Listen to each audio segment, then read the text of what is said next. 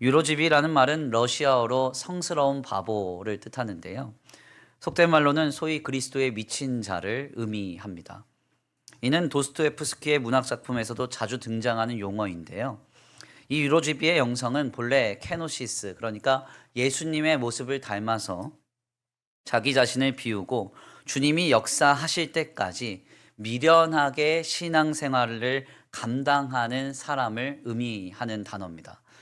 특별히 러시아 정교회에서는 이 말을 오래전에 죽어버린 나무에 몇 년 동안 물을 길어다 주어서 푸른 잎을 피워내는 수도사를 일컬을 때 저 사람은 유로집이다 이렇게 명명하곤 했습니다.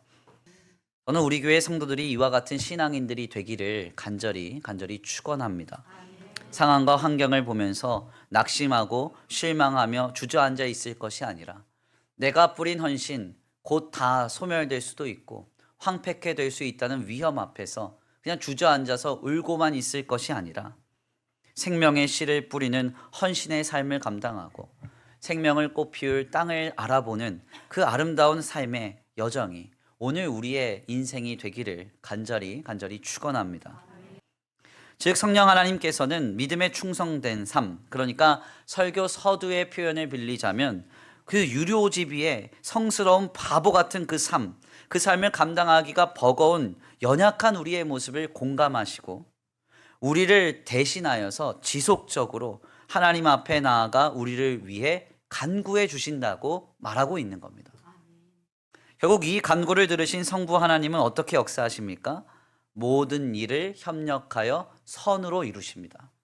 우리는 신앙 안에서 인내의 삶을 감당하기 부족하며 연약한 존재들입니다. 이런 우리를 성령 하나님은 너무 잘 아시고 우리를 통감하시고 말할 수 없는 탄식으로 하나님 앞에 나아가 우리를 대신하여 간구해 주세요. 그리고 하나님은 그 간구를 들으사 우리를 향한 자신의 선한 일들을 완성해 가시는 것입니다. 우리가 오늘 본문 말씀을 통해서 이 사실을 발견하게 됩니다.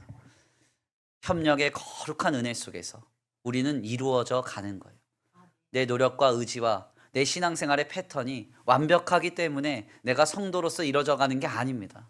난 연약합니다. 부족합니다.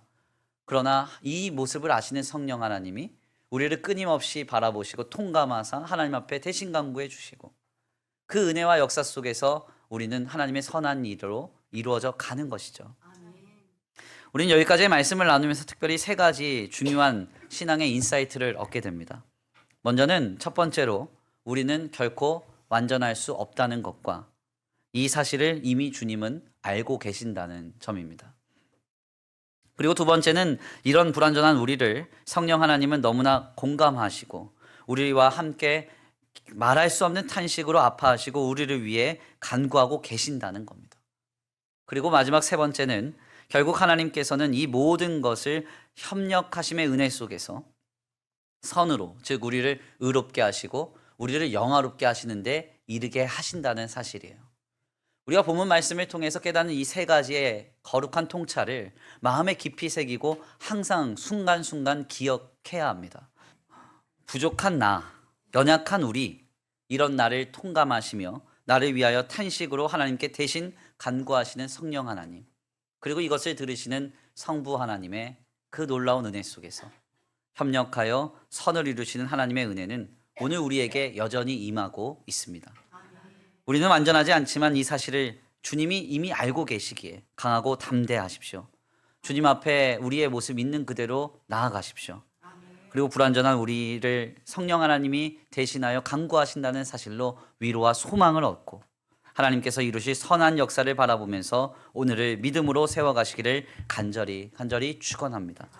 상황과 형편에 마음 빼앗기지 마시고 환경과 조건에 주저앉아 있지 마시고 우리에게 협력하사 결국 우리를 의롭게 영화롭게 세워가실 선하신 주님의 은혜를 기대할 수 있는 저와 우리 성도들 모두가 되시기를 간절히 축원합니다.